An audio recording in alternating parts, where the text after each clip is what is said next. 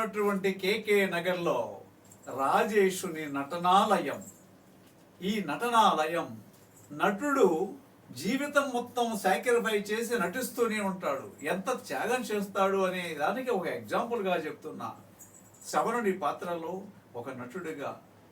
అవును, ఆపండి మీ క్లాప్స్, ఆపండి. ఇలా మీరు క్లాప్స్ కొడుతుంటే రెచ్చిపోయి శ్రవణుడి పాత్రలో తల్లిదండ్రులను కావడి కుండలలో మోసగెడుతూ అద్భుతంగా నటించిన నేను మీ చప్పట్లకు మురిసిపోతూ నేను నటించి వెర్రివాడనైపోయాను ఈ నటనాలయంలో. శ్రవణుడి పాత్రలో అద్భుతంగా నటించిన నేను ఇదే నటనాలయంలో నటిస్తూ నా తండ్రి ఆఖరి క్షణాల్లో ఉన్నప్పుడు నేను హాజరు కాలేక ఈ నటనకి అంకితమై ఈ నటరాజ సేవలోనే జీవితాన్ని గడుపుతున్నటువంటి దౌర్భాగ్యుడను నటుడను నేను.